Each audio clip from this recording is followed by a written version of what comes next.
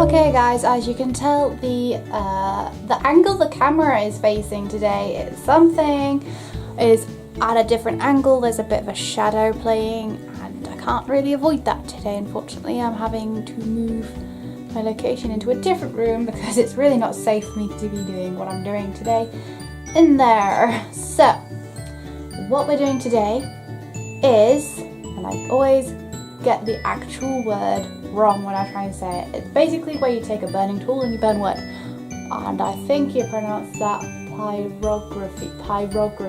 I don't know. I always trip over that word without fail every time. So what you're gonna need for this is some test wood, which you can see in front of me.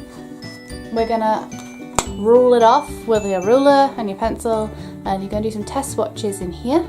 And I do have a second sheet just out of shot over here, just so that if I do absolutely mess up and I hate what I'm doing, I can shimmy on over to this one over here.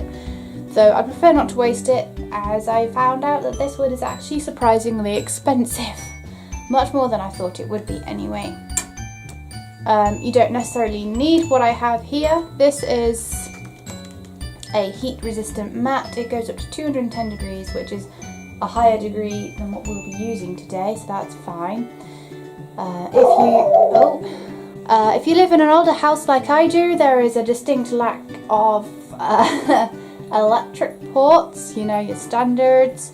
So you'll need a splitter, which is just located off to my side, because it's electric powered for me this time. I don't have a generator. This is the tool that we'll be using later. There's different attachments that goes in the end. You've got your ones heat and then your burn heat, burn. So there's that. I do have all the attachments on the side over here, which will which we'll be attaching later and having a go with the different heads. And because I grew up with a fireman as a dad, I'm feeling very cautious about the massive risk of fire. So I also have a metal tub filled with a bit of water, enough to put out something. So yeah,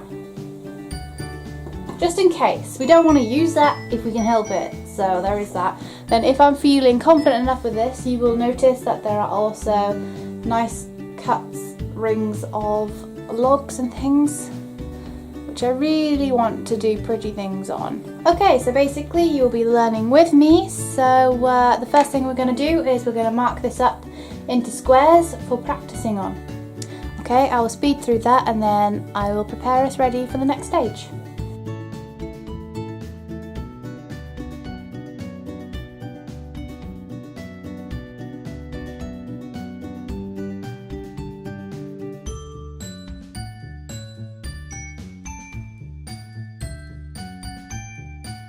And we are back. I've just been and fetched my student lighting from back in there. What I will be doing on here is I'll be basically following what I've already drawn in pencil on it, so we could do that, but I think maybe we should get an idea of how it wood burns. Yeah, okay, so we can use that for a bunch of different patterning, and I'll do some shapes or something that I have to follow over here. So for example, I don't know, let's just do some funky. If you're like me, you've never used these things before in your life. These are all different tools that, not even tools, these are all different bits that get screwed on to the end of here, on the end here. As you can see, it's a screw. These just come in and get screwed on it. And this wood will heat up, which heats this up, and then this rests on the ground like that, so it doesn't touch like that. I guess this would be a good first port of call. It's not necessarily very, very fine. I don't know if you can see that. Focus. It's not the finest point, but I think it might be able to cope with this, I think. So we'll choose that. Screw it in, if it'll allow me. And make sure it's tight enough, so it's not going to like fall out and burn stuff. Right, so that's great. We'll move these pieces to the side. And this is where I'm getting really nervous. I'm starting to feel like I want to back out and just go and hide. But I'm not going to chicken out. No way, I've come this far, I have set up, I have moved everything to set up. I'm going to do this. Okay, so I guess the first thing is we're going to find out what heat number 1 is like. So we just need to wait for that to heat up. As you can see, I've turned it on here. It's got its red light. It was a cheap one from eBay. No, it wasn't eBay. I didn't look on eBay, no. I ordered this one from Amazon.